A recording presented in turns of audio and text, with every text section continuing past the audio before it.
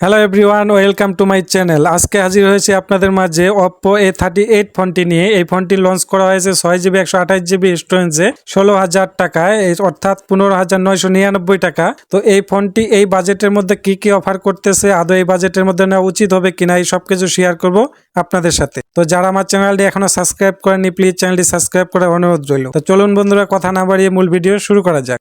এই ফোনটির ডিজাইনের কথা যদি বলি, এক কথায় অসাধারণ একটা ডিজাইন করা হয়েছে। একদমই সিম্পল একটা ডিজাইন, শুধুমাত্র ক্যামেরা কার্ডওয়ারটা ছাড়া, অর্থাৎ ক্যামেরা মডিউলটা ছাড়া। তা ক্যামেরা মডিউলটাও কিন্তু একদমই সিম্পল ব্যবহার করা হয়েছে, যেখানে আছে দুইটি ক্যামেরা। তো এই ফোনটির ডিজাইনটা এক কথায় অসাধারণ করা হয়েছে। সেই সাথে এটা কিন্তু একটা প্লাস্টিক বিল্ডের ফোন। ফোনটা প্লাস্টিক বিল্ডের হইলেও ফোনটা কিন্তু বেশ কমফোর্ট ফিল করবেন হাতে নিয়ে। এবং এই ফোনটাতে প্রয়োজনীয় পুশ এন্ড বাটন সবই পাচ্ছেন, সাথে পাচ্ছেন সাইড মাউন্ট ফিঙ্গারপ্রিন্ট, এবং যেটা ছিল মোটামুটি একুরেট এবং ফাস্ট।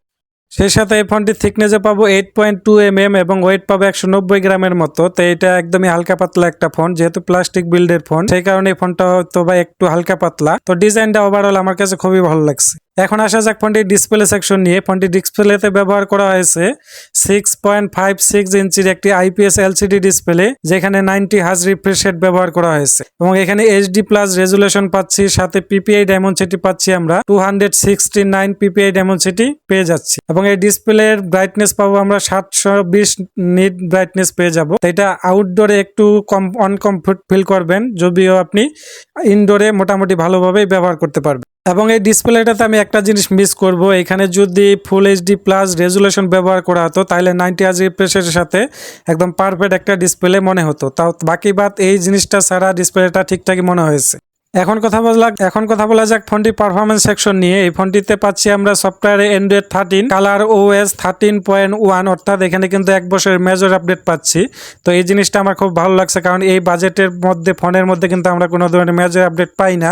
তো এখানে 1 বছরের আপডেট পাচ্ছি, এই জিনিসটা কিন্তু খুবই ভালো একটা দিক। সেই সাথে এটা প্রসেসর ব্যবহার করেছে MediaTek Helio G85 12 ন্যানোমিটার একটি প্রসেসর। তো এই প্রসেসরটা কিন্তু অনেক আগের একটা প্রসেসর। তো আগের প্রসেসর হওয়া সত্ত্বেও এই কম বাজেটের ফোনের মধ্যে কিন্তু এটা একটা পারফেক্ট প্রসেসর আপনি বলতে পারেন, কারণ এই প্রসেসরটা মোটামুটি ভালো রেঞ্জের পারফরমেন্স করবে। কিংবা আপনি যদি গেম টেম করেন, সেক্ষেত্রে গেম টেম কিন্তু মোটামুটি প্রসেসর দিয়ে আপনারা করতে পারবেন স্মুথলি। সেই সাথে হয়তো বা হাই গ্রাফিক্সে খেললে একটু সমস্যা হতে পারে, তাছাড়া বাকি বাদ সব কাছে ঠিকঠাক মনে হয়েছে আমার কাছে।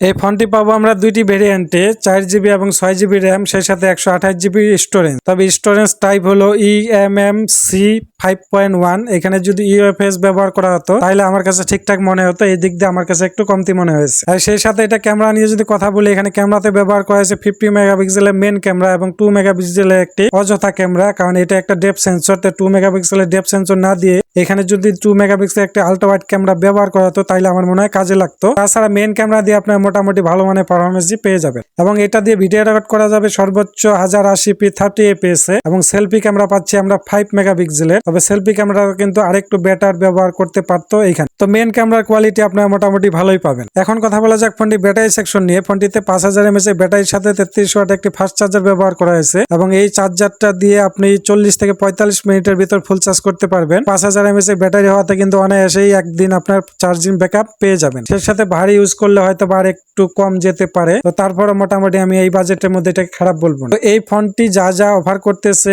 এই 15 হইতে 16,000 টাকার মধ্যে, এটা আমার কাছে ঠিকঠাকই মনে হয়েছে। শুধুমাত্র আমার একটা জিনিসই কমতি মনে হয়েছে, স্টোরেজ ব্যবহার করা হয়েছে। স্টোরেজের টাইপটা আমার কাছে একটু নর্মাল মনে হয়েছে। সেই সাথে এখানে HD+ রেজুলেশন না দিয়ে যদি ফুল HD+ রেজুলেশন দিত, তাহলে ঠিকঠাক মনে হতো। তো এই ভিডিওটি কেমন লাগলো অবশ্যই কমেন্টে জানাবেন, এবং আরো নিত্য নতুন ভিডিও পেতে আমার চ্যানেলটি সাবস্ক্রাইব করে রাখবেন।